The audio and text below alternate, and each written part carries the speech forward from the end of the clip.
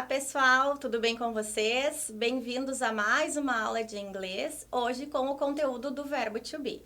Começamos então com mais um conteúdo muito importante então, né, que é o verbo to be. Vamos falar um pouquinho então desse verbo em comparação ao português. É um verbo então que vai funcionar como verbo auxiliar ou verbo principal, dependendo da frase e do tempo verbal. E ele tem as possíveis traduções, ser ou estar. Vai depender do quê? Vai depender do contexto da nossa frase. E eu trouxe para vocês, então, 3 exemplos para vocês perceberem, então, essas traduções. No primeiro exemplo, she is happy today, nós temos, então, a tradução ser, né? Ela está feliz hoje. Perceberam que nós temos o sujeito logo após o verbo to be. No segundo exemplo, the students are at school now, nós temos novamente, né, o verbo to be após o sujeito, the students, os estudantes. Neste caso, com a forma are, com esta conjugação. E aqui nós temos a tradução estar, por termos, né, o contexto de um lugar, na escola. E no terceiro exemplo, I am reading the book, nós temos o verbo to be na segunda posição, após o sujeito, funcionando neste caso como um verbo auxiliar. Ele está auxiliando o verbo a seguir que está no presente contínuo, reading, certo? Nós temos a conjugação am e temos o uso então como estar, né? Eu estou lendo o livro. Bom, ele é um verbo irregular, ele é um verbo diferente dos demais, por isso que no presente, quando nós estudamos o presente simples, o simple present, nós estudamos ele separado, por ele ter essa característica específica que os demais verbos não têm. Ele possui 3 conjugações.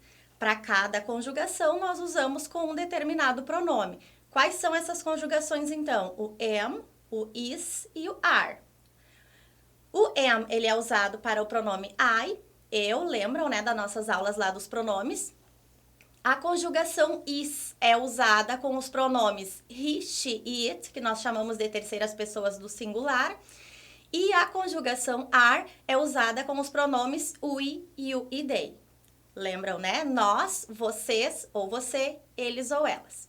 Bom, nesta tabelinha vocês conseguem perceber, né, o uso do verbo to be com as suas traduções ao lado. I am, né? O verbo e o sujeito.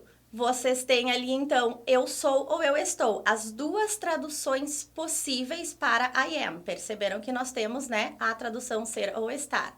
You are, você é ou você está, dependendo do contexto. He is, ele é ou ele está.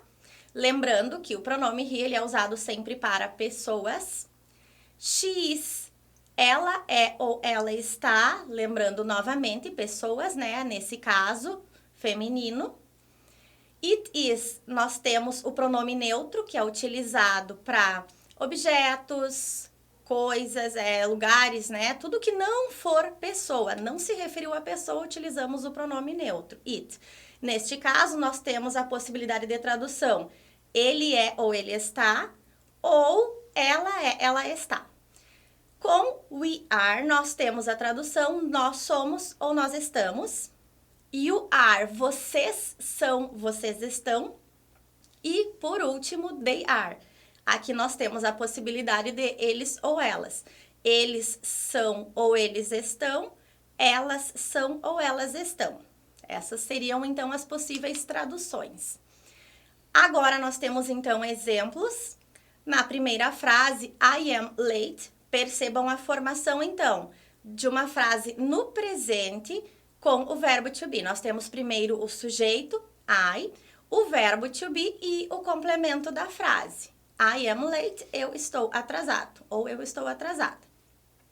Na segunda frase, it's a beautiful animal. Ele é um animal bonito. Neste caso, a mesma formação. Sujeito, verbo to be e o complemento da frase. Assim como acontece na terceira frase. We are the new students. Nós somos os novos alunos. Vocês têm ali o pronome, a conjugação do verbo to be e o complemento da frase. Percebam então, né, nestes 3 exemplos, o uso das 3 conjugações possíveis para o verbo to be no presente. Essa então é a forma contraída. Vamos lá. O que é a forma contraída? Em inglês nós temos a full form, que a gente chama de forma completa, e a contractive form, a forma contraída. Para que existe a forma contraída? Ela é mais usual para situações informais, por exemplo, diálogos, certo? Full form ela é mais usual para textos escritos, situações mais formais. Nós temos então a seguinte diferença. Na forma contraída é omitida uma letra e é usado o apóstrofe.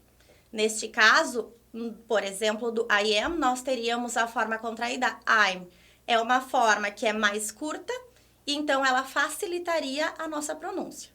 Por exemplo, you are, your. Essa é a forma contraída do you are. Mesmo uso, mesma tradução, só teríamos uma forma mais curta para realmente facilitar essa fluência da língua. He is, forma curta, his. She is, nós temos a contractive form, she's. It is, its. We are, we're. You are, your. E they are, their. Aqui modifica um pouquinho só a pronúncia. Essas, então, seriam as nossas formas contraídas. Observem aqui nos exemplos como a tradução, ela não modifica. É simplesmente uma forma mais curta de utilizarmos o verbo to be. I am your teacher, eu sou sua professora. Na forma contraída, eu teria I'm your teacher. Mesma tradução, só teríamos aqui a forma contraída no segundo caso. He is my neighbor, ele é meu vizinho. Percebam novamente que a forma mais curta seria he's my neighbor. They are nurses, they're nurses. Certo? Então, a forma contraída nós teríamos ali no terceiro caso. Bom, vamos falar um pouquinho agora da forma negativa. Como que a forma negativa ela vai se organizar no caso do verbo to be? Geralmente, quando formamos a negativa em inglês, o que acontece? Nós precisamos de um verbo auxiliar para colocar o not. Nós não colocamos o not na frase sozinho, nós precisamos de um verbo auxiliar. Neste caso, como o verbo to be, ele já tem essa propriedade de ser verbo auxiliar e verbo principal, então ele pode carregar o not na frase. Por isso, nós temos então a primeira forma da negativa na tabela. I am not. Percebam ali que do lado esquerdo nós temos ali o not após o verbo to be. É assim que se formaria a full form, a forma completa. Mas nós também teríamos uma outra opção de formar a negativa, que seria a forma contraída. Isso só não vai acontecer, a forma contraída, de forma a juntar o is not e o are not com o am not. O am not, ele não sofre esse processo de juntar. Então, nós teríamos, por exemplo, I am not, que seria a forma negativa, nós temos I'm not. É a única forma de contração. Já no caso do you are not, ou we are not, ou they are not, nós teríamos a opção de utilizar o aren't, que é a forma contraída do are not. O mesmo poderia acontecer com he, she, it. Ao invés de utilizarmos, por exemplo, he is not, nós poderíamos utilizar he isn't, forma contraída. Como nos exemplos a seguir. We are on the bus. Nós estamos no ônibus. As duas opções de negativa, com a mesma tradução, é claro, nós teríamos we are not on the bus ou we aren't. Percebam ali em vermelho que o are not na primeira frase nos indica a forma completa e o aren't na segunda frase nos indica a forma contraída negativa. O mesmo acontece no segundo exemplo. I am an engineer. Eu sou engenheiro ou eu sou engenheira. Neste caso, só não aconteceu a contração do am com o not, aconteceu a contração só do apóstrofe M, que nós temos ali também em vermelho, am not, e do outro lado, not, né? Ficaríamos, então, com as seguintes frases, I am not an engineer, ou I'm not an engineer, que é a única possibilidade de contração. Já na terceira frase, neste exemplo, nós temos o uso do is. Susan is tired. Neste caso, Susan está cansada, duas possibilidades de formas negativas novamente. A forma completa, que me dá o is not, e a forma contraída, que eu tenho o isn't. Então, Susan is not tired, ou então usaríamos Susan isn't tired. Essa, então, é a forma negativa. Utilizamos, então, o not após am, is ou are. Vamos falar agora da interrogativa. Como formamos a interrogativa em inglês? Nós precisamos sempre de um verbo auxiliar na frente da frase. Se nós não tivermos um pronome interrogativo, quem vai ocupar o primeiro lugar é o verbo auxiliar. Neste caso, pela propriedade que este verbo tem de funcionar como verbo auxiliar, é ele que vai estar no início da frase. Para eu formar, então, a negativa, o que eu teria no início da frase? O am, o is ou are. Logo após o verbo to be, eu teria o sujeito. Observem ali na tabelinha todos os pronomes, então, em forma interrogativa. Nós temos esse esqueminha, né? Então, am I ou are you, is he, she ou it. E nos últimos casos, are you, are we ou are they. Percebam, então, né, o verbo to be sempre na frente para formar interrogativo. E nós temos, junto com a interrogativa, as short answers. O que são as short answers? As short answers são as respostas curtas, que nós chamamos em inglês. Nós temos duas formas de responder às perguntas. Usando uma resposta completa, que nós utilizaríamos uma frase completa para responder, ou nós teríamos as short answers, que já dizem o nome, são respostas curtas. Elas seguem sempre o mesmo formato, o yes ou no, a seguir o sujeito e o verbo auxiliar. Percebam ali na tabela que quando nós formos responder utilizando o yes, nós temos sempre a mesma estrutura. Yes primeiro, a seguir, após a vírgula, nós temos o sujeito da frase e após nós temos o verbo auxiliar. Eu teria, então, por exemplo, numa resposta, Are you a student? Yes, I am. Sim, eu sou. Você é um estudante? Sim, eu sou. Is she my sister? Ela é minha irmã? Yes, she is. Ao outro lado da tabela, nós temos as respostas curtas com o no. Neste caso, modifica um pouquinho a forma de organizar essa resposta curta. Nós temos primeiro o no, logo após a vírgula, o sujeito e o verbo auxiliar.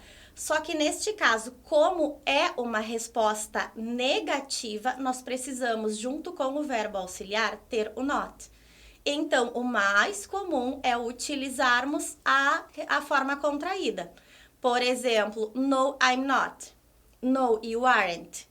No, he isn't ou she isn't. Ou nos últimos casos ali, no, we aren't. You aren't ou they aren't. Como ficaria então uma resposta utilizando as short answers? Olhem ali o primeiro exemplo. Are you happy today? Você está feliz hoje? Yes, I am. Sim, eu estou. Ou no, I'm not. Não, eu não estou. E, como exemplo, nós temos a segunda frase também. Neste caso, utilizando a conjugação is. Is she Brazilian? Percebam que o verbo auxiliar, que neste caso também funciona como verbo principal, o verbo to be, ele está no início da frase por ser uma frase interrogativa e a resposta foi dada, então, utilizando she, ela. No primeiro caso, nós tivemos uma resposta utilizando I, eu, porque a resposta foi para você. Neste caso, como se refere a ela, nós temos a resposta curta utilizando she. Is she Brazilian? Ela é brasileira? Yes, she is. No, she isn't. Bom, sobre esse conteúdo, então, o que nós temos para vocês lembrarem? O importante aqui é vocês identificarem as 3 conjugações do verbo to be, am, is e are, e é importante vocês saberem, para cada pronome pessoal, qual a conjugação correta a ser usada. Lembrando, para o I nós usamos sempre am. Para he, she, it, terceiras pessoas do singular, nós sempre utilizamos is, ou está. E para os pronomes we, you e they, nós utilizamos a forma are. Para lembrar, então, da negativa, o que vocês precisam lembrar? Que para formar a negativa, nós utilizamos o not após am, is e are. Ou então, podemos utilizar as formas contraídas. Not, o apóstrofe M, lembram? Isn't ou aren't. E na interrogativa, o que acontece? Pronome interrogativo. Se não tiver pronome interrogativo, nós teremos sempre o verbo to be na frente. Verbo to be iniciando a frase, am, is e are, e logo após o sujeito da frase e o complemento. E as respostas curtas sempre com o mesmo formato. Sobre o verbo to be, então, era isso. Muito obrigada pela atenção. Thanks for your attention. Keep studying. Continuem estudando. Até a próxima aula.